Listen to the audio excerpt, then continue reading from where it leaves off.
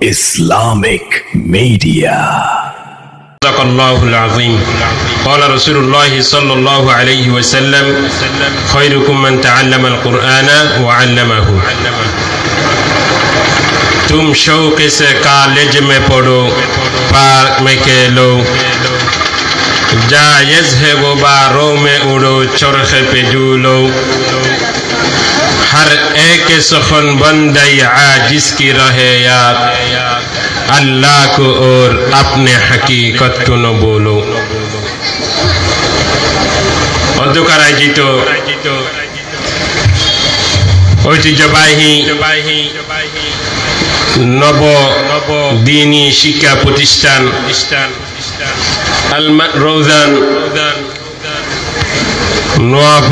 নোয়াপাড়া পতরহাটের পাশে অবস্থিত আল মানাহিন নুরুল আলম মডেল একাডেমির আন্ত হেফজুল কোরআন প্রতিযোগিতা 2025-এর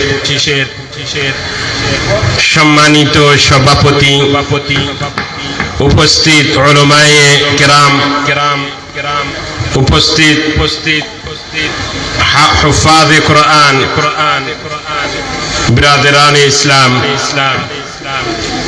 আল্লাহর পাকের দরবারে সর্বপ্রথম শুকরিয়া আদায় করি যে মহান রব্বুল আলামিন আমাদেরকে একটা জান্নাতি পরিবেশে আসার তৌফিক দিয়েছেন, বসার তৌফিক দিয়েছেন। আলহামদুলিল্লাহ। আমি জান্নাতি পরিবেশ এজন্যই বলেছি যেহেতু যারা কোরআন হেফজ করেন তাদেরকে তো শুধু আল্লাহ রব্বুল আলামিন জান্নাত দিবেন এই ঘোষণা করেন নাই, শুধু একটা বিষয় খবর দেন নাই, হ্যাঁ এটা সর্বশেষ সুসংবাদ, জান্নাতে যাবে। এর আগে আরো অনেক সুসংবাদ আছে। একজন হুফাজে কোরআন, একজন কোরআন পড়নেওয়ালা যখন শুধু ঘর থেকে বের হওয়ার ইচ্ছা করে তখন থেকে আল্লাহর প্রতিদান তার উপর শুরু হয়ে যায়। নবী আলাইহিস সালাম হাদিস শরীফের মধ্যে বলেছেন, তিরমিজি শরীফের হাদিস, ক্বালা রাসূলুল্লাহ সাল্লাল্লাহু আলাইহি ওয়াসাল্লাম মান খরাজা ফি তালাবিল ইলমি ফাহুয়া ফি সাবিলিল্লাহ। যে ব্যক্তি ইলম তলব করার উদ্দেশ্যে, দ্বীনি ইলম, কোরআন হিফজ, দ্বীনি মাসাইল শিক্ষা করার জন্য ঘর থেকে বের হয়েছেন, সে আল্লাহর রাস্তায়, আল্লাহ না করুক সে যদি ওই সময় মৃত্যুবরণ করেন তাকে শহীদের মর্যাদা দান করবেন। সুবহানাল্লাহ। এখনো তো সে ঘর থেকে বেরিয়ে প্রতিষ্ঠানে আসেনি, তার জন্য সুসংবাদ। প্রতিষ্ঠানে আসলে কি সুসংবাদ হতে পারে? আরো একটা প্রতিষ্ঠানে আসার আগে সুসংবাদ শুনিনি। নবী আলাইহিস সালাম বলেছেন, আবু দাউদ শরীফের হাদিস, যে ব্যক্তি ইলম তলব করার উদ্দেশ্যে, কোরআন শিক্ষার উদ্দেশ্যে এক কদম সামনে বাড়ালো, সে যেন জান্নাতে যাওয়ার জন্য কদম বাড়ালো। সুবহানাল্লাহ। قال رسول الله صلى الله عليه وسلم من سلك طريقا يلتمس فيه علما سهل الله له طريقا الى الجنه। যে ব্যক্তি ইলম তলব করার উদ্দেশ্যে বের হবে আল্লাহ রাব্বুল আলামিন তার জন্য জান্নাতের রাস্তা আসান করে দেন। সুবহানাল্লাহ। এখনো তো সে প্রতিষ্ঠানে পৌঁছেনি, তার জন্য তো সুসংবাদ। এবার সে একজন কোরআনের ছোট্ট পাখি, এখনো ভালো করে কথা বলতে জানে না, তাকে যে অভিভাবক নিয়ে এসেছে প্রতিষ্ঠানে, এসে মাত্র দ্বীনি দার্সগাহে ক্লাসরুমে বসিয়েছে, তার জন্য কি ফজিলত!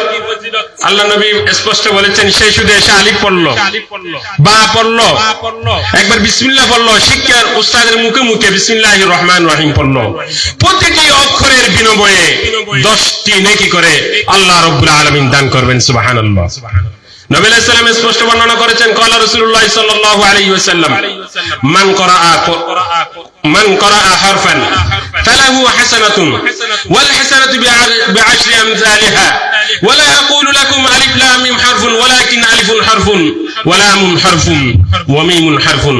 নবী আলাইহিস সালাম স্পষ্টভাবে বলেছেন, যে ব্যক্তি একটি অক্ষর আলিফ 10 অক্ষর হয়ে গেল। বিসমিল্লাহ বাতে 10, সিনতে 10, মিমতে 10, আলিফতে 10, লাম লাম তিনটেতে 30, হাতে 30, হাতে 10, কত সওয়াব তার আমলনামায় জমছে। এটা কি শুধু ওই ছাত্রের জন্য না অভিভাবকও সেখানে ভাবে? নবী আলাইহিস সালাম হাদিস, যে ব্যক্তি একজন ব্যক্তিকে ভালো রাস্তা দেখালো, একটা কল্যাণের পথ দেখালো, সেই ওই সওয়াবের ভাগী হবে। সুবহানাল্লাহ। বলা রাসূলুল্লাহ সাল্লাল্লাহু আলাইহি ওয়াসাল্লাম, আদ-দাল্লু আলাল খায়রি কাফাইলিহি, যে ভালো রাস্তায় পথ দেখায়, যে ব্যক্তিকে দেখানো হয়েছে সে যেভাবে আমল করে যে সওয়াব পাবে, যে দেখিয়েছে, যে পথ প্রদর্শক সেও পাবে। এখনো তো প্রতিষ্ঠানে এসে মাত্র আলিফ বা পড়ছে আপনার সন্তান, এরপরে এই ছেলে যখন মাদ্রাসায় নুরানি কায়দা, এরপরে আমপারা, এরপরে 30 পারা কালামুল্লাহ তার যখন পঠন হয়ে যাবে, সে যখন পড়তেই থাকবে, তার জন্য কি ফজিলত! আল্লাহ রাব্বুল আলামিন নিজেই বলছেন, ফেরেশতাদেরকে গর্ব করে বলছেন, ওগো আমার ফেরেশতা, ওই যে দেখো নোয়াপাড়া পতরহাটের পাশে আলমানাহিল নুরুল একাডেমির এই ছোট্ট পাকা ঘরের নিচে বসে বসে কোরআন শরীফ পড়ছে, হ্যাঁ, আমার অনেক আনন্দ লাগছে, আমি তাদেরকে নিয়ে গর্ব করি। ক্বালা রাসূলুল্লাহ সাল্লাল্লাহু আলাইহি ওয়াসাল্লাম, ইন্নাল্লাহা ইয়াতাবাহা বিহিমুল মালায়েকা, আল্লাহ রাব্বুল আলামিন ওই সমস্ত ছোট ছোট বাচ্চা যারা কোরআন পড়েন তাদেরকে নিয়ে গর্ব করেন। সুবহানাল্লাহ।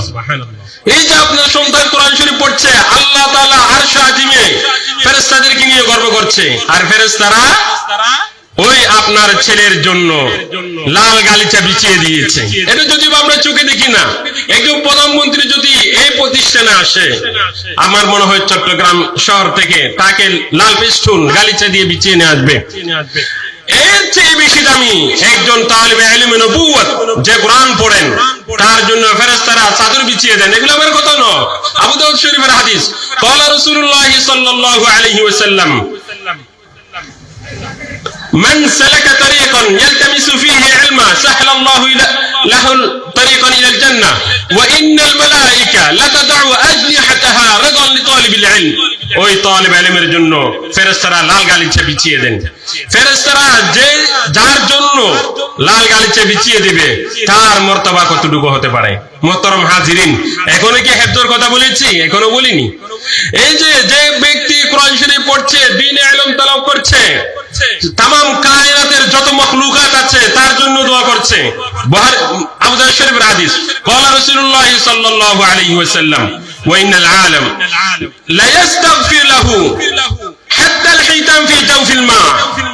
তামাম কায়নাতের যত সৃষ্টি আছে সবগুলো তার জন্য দোয়া করছে। এমনকি গভীর সমুদ্রের নিচে যে মাছ আছে সেও ওই কোরআন পড়নেওয়ালা, দ্বীনে ইলম তলব করনেওয়ালার জন্য দোয়া করছে।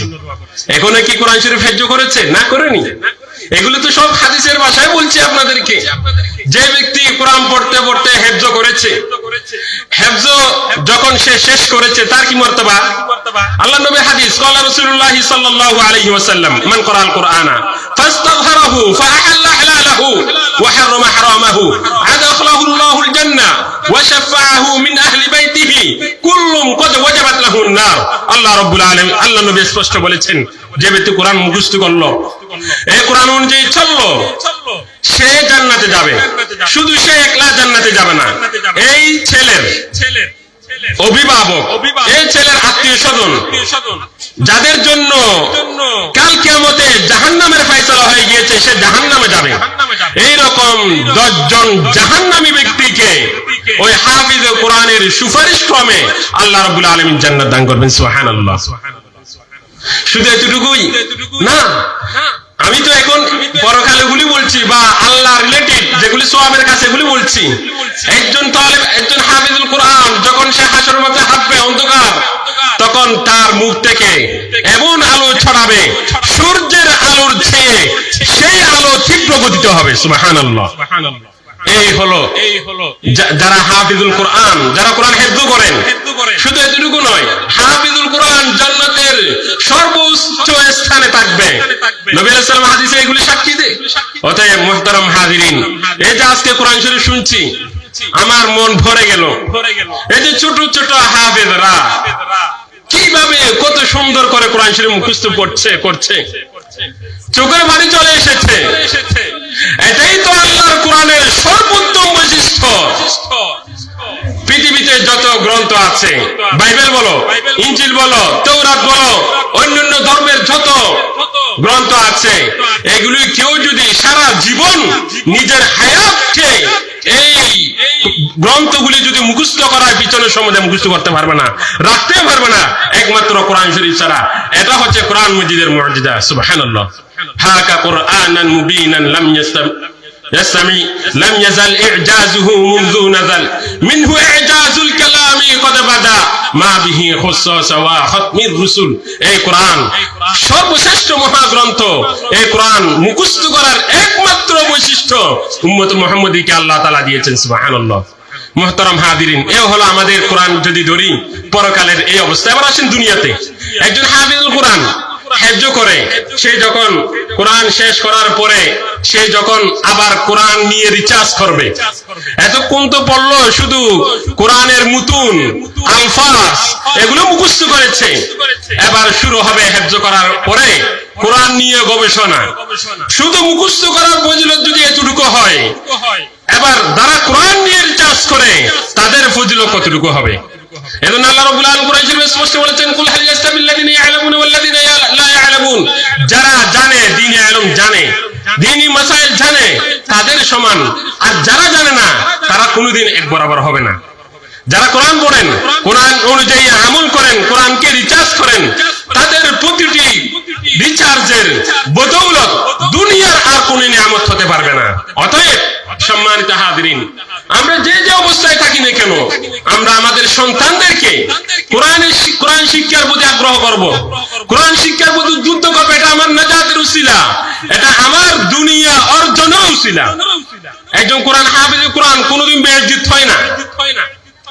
যার সিনার মধ্যে কোরআন মজিদ আছে সে কোনোদিন বেইজ্জত হবে, এটা তো আল্লাহ নিজেও চায় না, কারণ তার সিনার ভিতরে কোরআন আছে। এজন্য যারা কোরআনকে নিয়ে মুখস্থ করে আবার রিচার্জ করবে, তাদের ফজিলত আরো অনেক বেশি। মুহতারাম হাজিরিন, এজন্য আমরা শুধু হাফিজুল কোরআন হেফজ করিয়ে আমরা শুধু এতটুকু ক্ষান্ত রাখি না,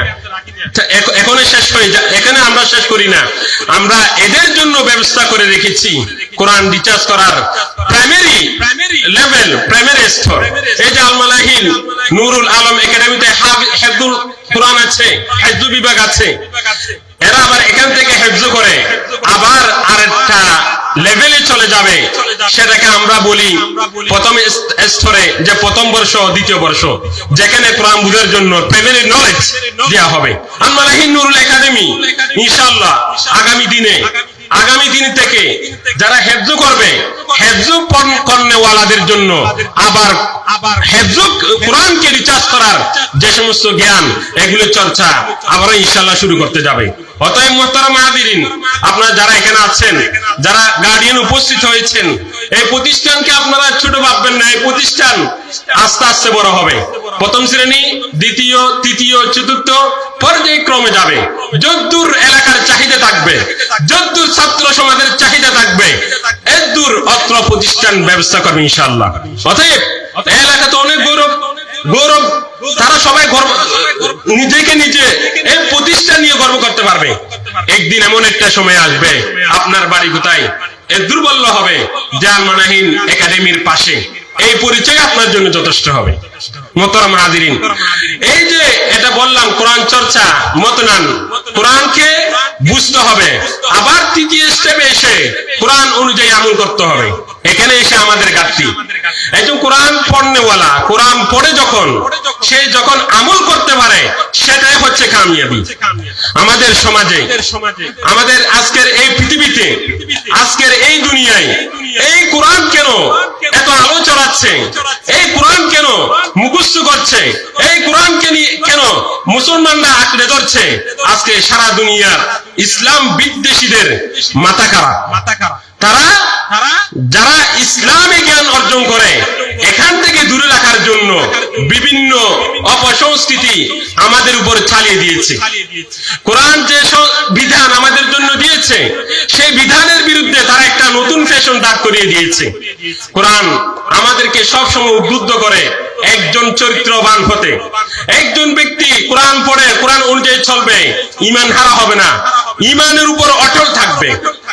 এখন সে ঈমান থেকে দূরে সরে রাখার জন্য আমাদের বিরুদ্ধে নানান চক্রান্ত। আমরা মুসলমান সন্তানরা হাফেজ হোক, গায়রা হাফেজ হোক, এমনি যারা মাদ্রাসায় পড়ি নাই কিংবা কলেজে পড়ি, আমাদের চতুর্পার্শ্ব অপসংস্কৃতি ঘেরা।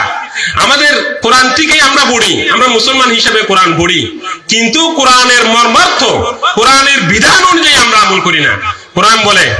কোরআন বলে আপনি গান শুনবেন না, আমরা গান শুনি। কোরআন বলে আপনি মদ খাবেন না, আমরা মদ খাই। কোরআন বলে আপনি দর্শন করবেন না, আমরা দর্শন করি। কোরআন বলে আপনি পর্দা করবেন, আমরা পর্দা করি না। কোরআন বলে আপনি হালাল খান, আমরা হালাল খাই না।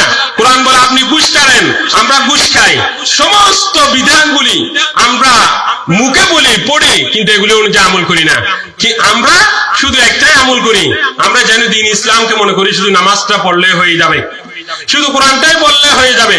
কোরআনের প্রতিটি আয়াত যেমন বিশ্বাস করা একজন মুসলমানের উপর ফরজ, তেমনি ভাবে সেই বিধান অনুযায়ী চলা একজন মুসলমানের উপর ফরজ। কোরআনের একটি আয়াত যেমন একজন কেউ যদি অস্বীকার করে তাকে যেমন কাফের বলা যাবে, কোরআনের বিধানকে যারা অস্বীকার করে তাদেরকেও কাফের বলা যাবে। অতএব হে ধর্মপ্রাণ মুসলমান ভাইরা, হে আমার কচি কাছা, হে আমার ছাত্র বৃন্দের অভিভাবকরা, আমি আপনাদের কাছে বিনীত অনুরোধ রাখতে চাই, আপনারা ছেলেদেরকে যেখানে পড়ান না কেন, মাদ্রাসায় পড়ান, দাবল্লা স্কুলে পড়ান, কলেজে পড়ান, এটা আমাদের কোনো আপত্তি নেই। আমাদের আপত্তি এক জায়গায়, আপনার ছেলে যেখানে পড়ুক না কেন কিন্তু ইসলামের বিধিবিধানকে আগে রাখবে। মনে করেন আপনি কলেজে পড়াচ্ছেন আপনার মেয়েকে, সেখানে তো পর্দা লঙ্ঘিত হচ্ছে, এটা তো কোরআন আয়াতের বিপরীতে যাচ্ছে। আর পক্ষান্তরে আমাদের শিক্ষা ব্যবস্থা তো এরকম, নারী পুরুষ একসাথে। তা আমাদেরকে এভাবে একটা উপায় বের করতে হবে যে যাতে এই পর্দার বিধানটা যাতে কোরআনের বিপরীত না যায়। অতএব আমি সেই কবির কবিতাকে স্মরণ করিয়ে দিতে চাই, तुम शौक से कॉलेज में पढ़ो, पार्क में खेलो, जायज है गुब्बारों में उड़ो, चरखे पे झूलो, हर एक सखन बंदा या आजिज की रहे आप, अल्लाह को और अपने हकीकत को न भूलो। এই যুবক, এই মুসলমানরা, এই আমার ইসলামের যারা ধারক বাহক আছেন, এই মুসলমানরা, আমরা যেই জায়গায় থাকি না কেন, আমরা যেখানেই থাকি না কেন, আল্লাহকে ভুলবো না এবং এই কোরআনকে আমরা ধরে রাখবো। নবী আলাইহিস সালাম ইরশাদ করেছেন, যে ব্যক্তি দুইটা জিনিসকে ধরে রাখবে, আঁকড়ে রাখবে, সে কোনোদিন পথভ্রষ্ট হবে না। আল্লাহ নবী বলেছেন, লান তামাসসাকু, আল্লাহ নবী বলেছেন, মান তামাসসাকাল কুরআনা, নবী আলাইহিস সালাম বলেছেন, লান তাদিল্লু মা তামাসসাকতুম বিহিমা, আল কুরআন ওয়াস সুন্নাহ। নবী আলাইহিস সালাম বলেছেন, কোন ব্যক্তি পথভ্রষ্ট হবে না, কখনো না, যে কোরআনকে ধরে রাখে, যে আল্লাহর নবীর সুন্নতকে আঁকড়ে ধরে। অতএব হে মুসলমান, হে আমার দ্বীনি ভাইরা, আমরা কোরআনকে যেমন পড়বো, কোরআনের বিধান অনুযায়ী চলবো। আজকে সারা পৃথিবীতে আমাদের এই কোরআনের বিরুদ্ধে ষড়যন্ত্র আন্তর্জাতিকভাবে যেমন একটা মতবাদ আমাদের মাঝে ছড়িয়ে আছে, সেকুলার, যারা ধর্ম নিরপেক্ষতাবাদী, যারা কোনো ধর্মই মানে না, যারা ইসলাম ধর্মকে মানে না, যারা খ্রিস্টান ধর্মকে মানে না, যারা হিন্দু ধর্মকে মানে না, কোন ধর্মকে মানে না, তাদেরকে বলা হয় সেকুলার। সেকুলারদের একটা মূলনীতি হচ্ছে ফসলুদ্দিন আনিদ দৌলা, দিন ফসলুদ্দৌলা আনিদ দিন, আপনার দিন থেকে রাষ্ট্রকে পৃথক করে নেয়া। অর্থাৎ রাষ্ট্র চলবে মানব রচিত বিধিবিধান দ্বারা, কানুন সংবিধান দ্বারা, আর কোরআন দ্বারা রাষ্ট্র পরিচালনা করা অসম্ভব। এভাবে তারা আমাদের মাঝে ছড়িয়ে দিচ্ছে যে রাষ্ট্র পরিচালনা করা আমাদের জন্য দরকার, কোরআন মজিদের দরকার নেই, মানব রচিত বিধিবিধান অনুযায়ী আমাদের চলতে হবে। এটা কিন্তু কোরআন শরীফ নাকচ করে দিয়েছেন। কোরআন শরীফ কি বলে?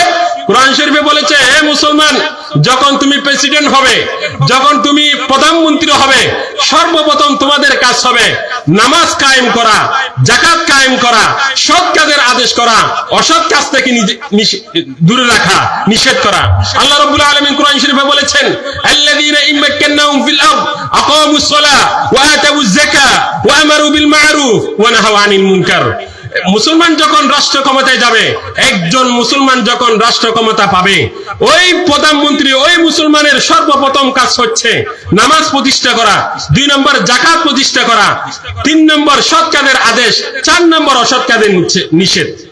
নামাজ একজন প্রধানমন্ত্রীর কাজ হবে নামাজকে আগে সমাজের মাঝে প্রতিষ্ঠা করতে হবে। এখন সেকুলার কান্ট্রি কি বলে, যারা ধর্ম নিরপেক্ষতাবাদী তারা কি বলে, তাদের দর্শন অনুযায়ী একজন মুসলমান যখন প্রধানমন্ত্রী হবে, যখন মুসলমানরা নেতৃত্বে আসবে, তখন নামাজ এটা ব্যক্তিগত ব্যাপার, এটা রাষ্ট্রে হস্তক্ষেপ করবে না, রাষ্ট্রের কোনো এখানে মাথা ব্যথা করা প্রয়োজন নেই। 2 নম্বর সেকুলারদের দর্শন হচ্ছে যাকাত ব্যবস্থা, এটা দেশ পরিচালনা করার কোনো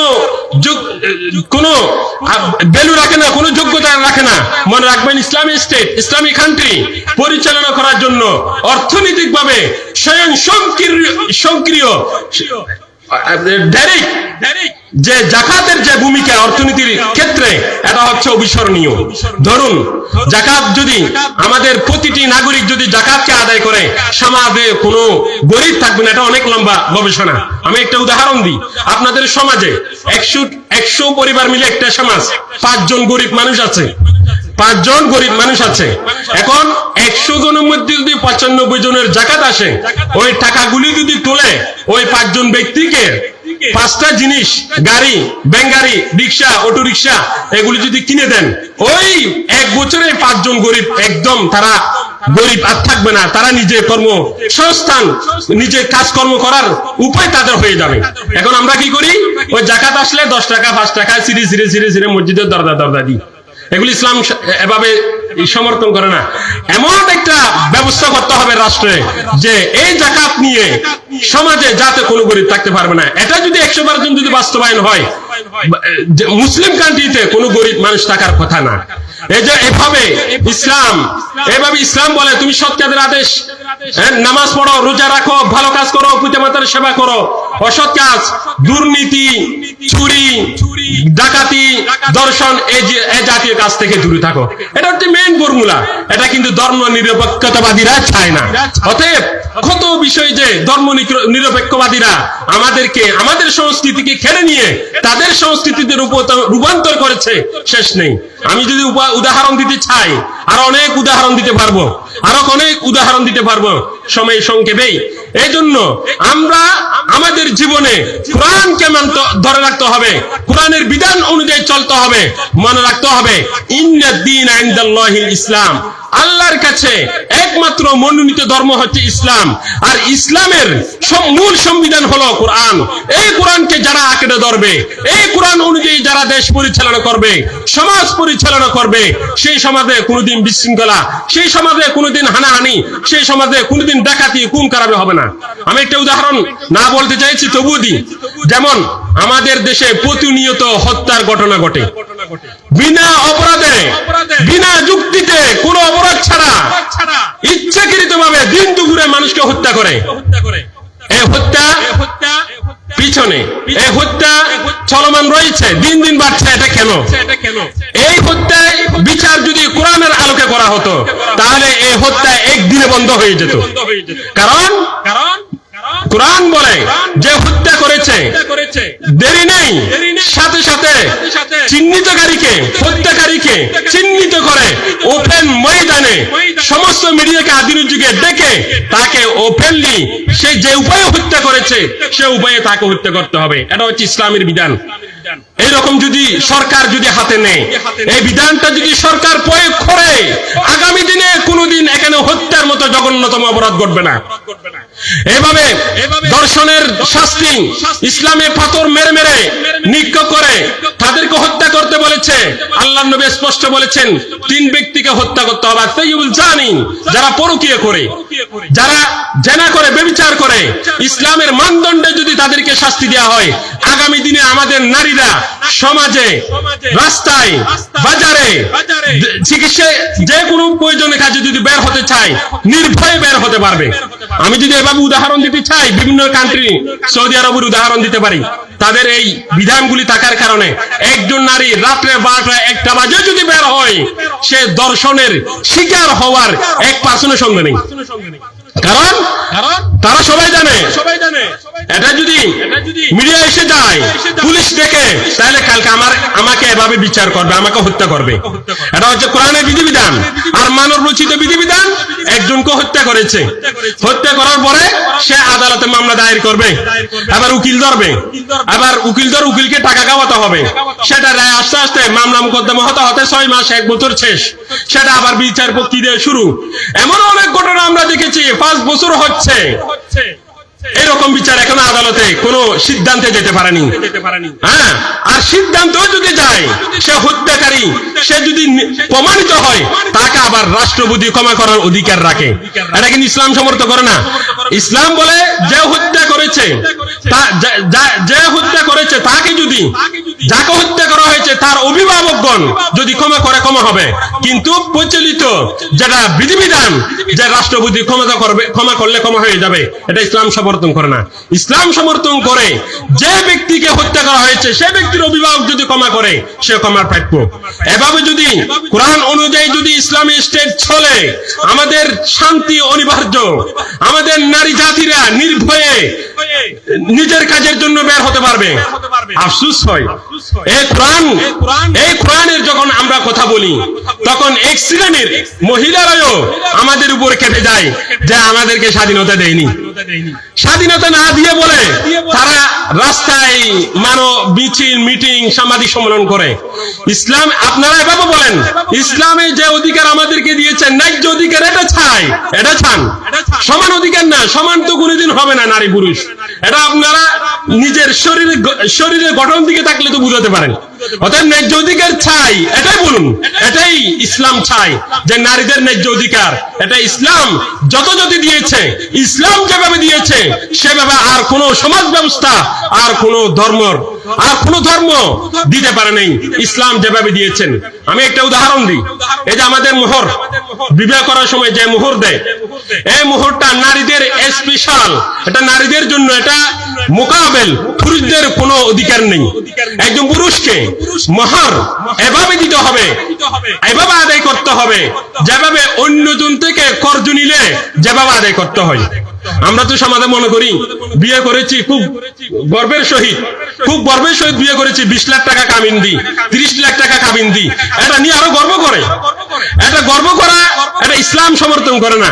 ইসলাম বলেছে যে যখন তুমি এগুলি সুদ করতে পারবে, পই করে হিসাব করে যখন সুদ করতে পারবে, তখন তুমি গর্ব করো যে তুমি, তোমার অধিকার তুমি দিতে পেরেছো। এখন আমাদের সমাজে কি করে, 20 লাখ টাকা কাবিন, 10 লাখ টাকা জিনিস দিয়েছে, দেয় নাই, এটা হিসাব করে না। 10 লাখ টাকা নগদ, 10 লাখ টাকা বাকি। ওই যে নগদ হিসাব ব্যবস্থা, নারীর সে পরিবেশ অনুযায়ী যে পরিবেশ থেকে আসবে, সেইভাবে আপনাকে ব্যবস্থা করে দিতে হবে। ইসলাম বলেছে শুধু এগুলো খাবার ব্যবস্থা, নারীর সমস্ত খরচ, ওষুধ খরচ, খাবার খরচ, নাস্তা খরচ, সবগুলি স্বামীর উপর দিতে হবে। এই যে অধিকার, এগুলি ইসলাম ছাড়া আর কেউ এভাবে দিতে পারেনি। এগুলির মোকাবেল পুরুষদের কোনো কিছু নেই। আর এগুলি পুরুষদের করতে হবে অতিরিক্ত। পুরুষরা শুধু স্বামী স্ত্রী থেকে অধিকার পায় অনুসরণ করাটা, আপনি 3-4টা বেশি পেয়ে যাচ্ছেন।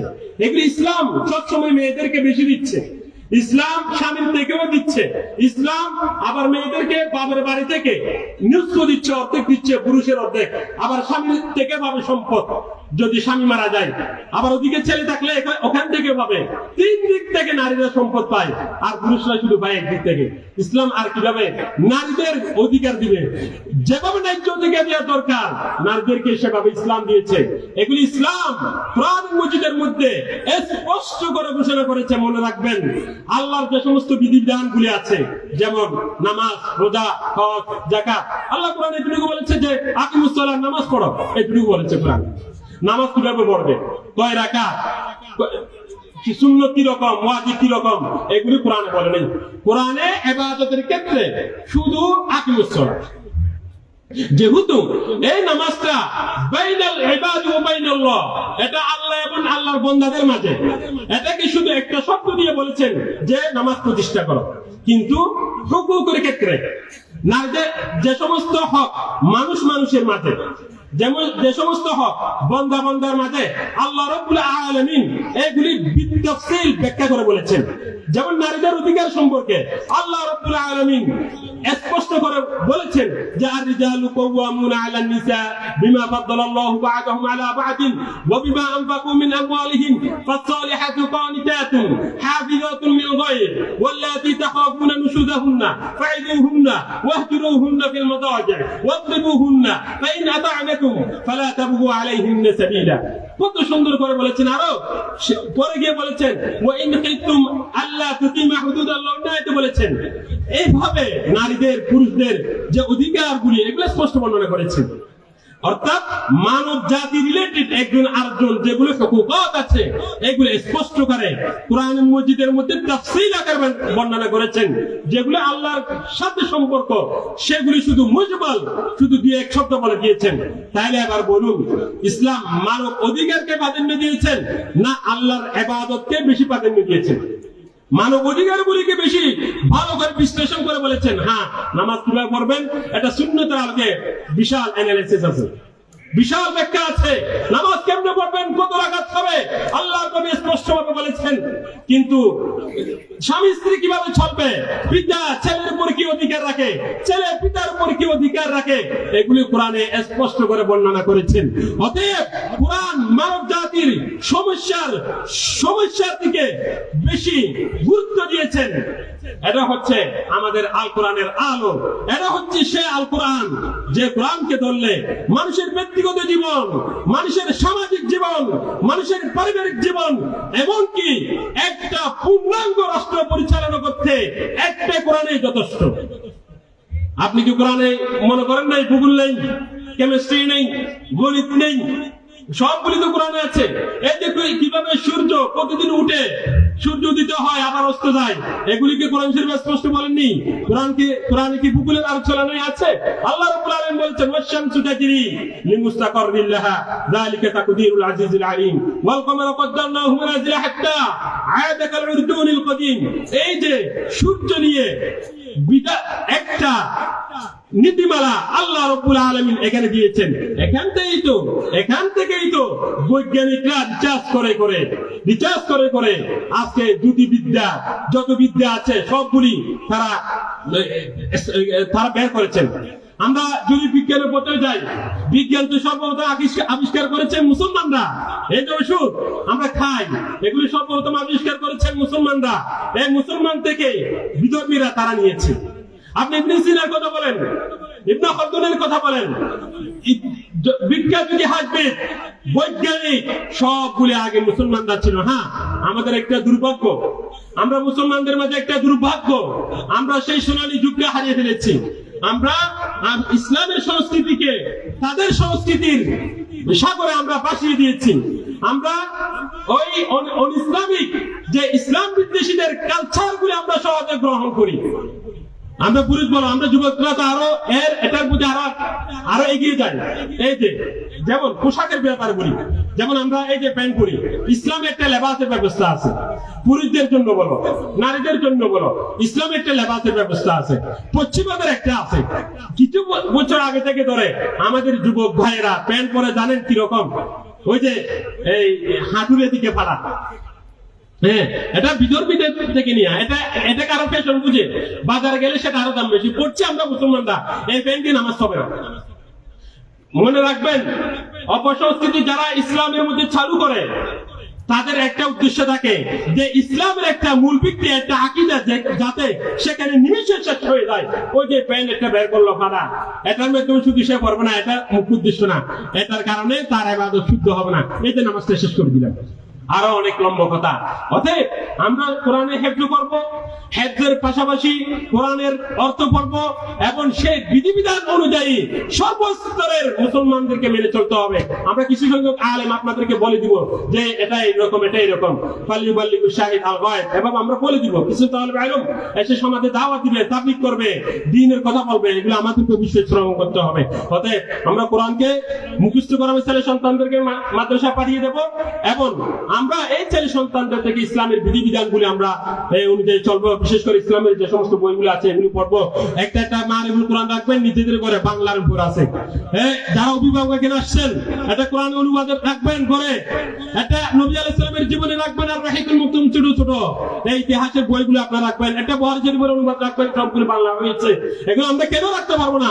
আমরা অনেক কিছু পড়ি, মোবাইলে অনেক কিছু স্টাডি করি। আপনি বই পড়েন, বই পড়লে ইসলামের সে সুজ্ঞান আপনার মাঝে ছড়াবে। আল্লাহ রাব্বুল আলামিন আমাদেরকে আমল করার তৌফিক দান করুক। আমিন ওয়া আখিরু দাওয়ানা আলহামদুলিল্লাহি রাব্বিল আলামিন। আসসালামু আলাইকুম ওয়া রাহমাতুল্লাহ।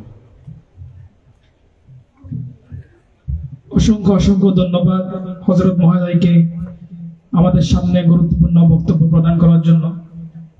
প্রিয় উপস্থিতি, প্রতিযোগী ভাইদের দৃষ্টি আকর্ষণ করছি, ইনশাল্লাহ আমাদের কাঙ্ক্ষিত ফলাফল মাগরিবের পরপরই প্রকাশ করা হবে ইনশাল্লাহ। আমাদের নাম্বারিং গণনা এখনো চলতেছে, তো এটা আমরা ধৈর্য সহকারে বসবো ইনশাল্লাহ। প্রিয় উপস্থিতি, এখন মঞ্চে গুরুত্বপূর্ণ বক্তব্য নিয়ে আসার জন্য আহ্বান জানাচ্ছি হযরত মাওলানা আসিম বাবনগরী হাফেজ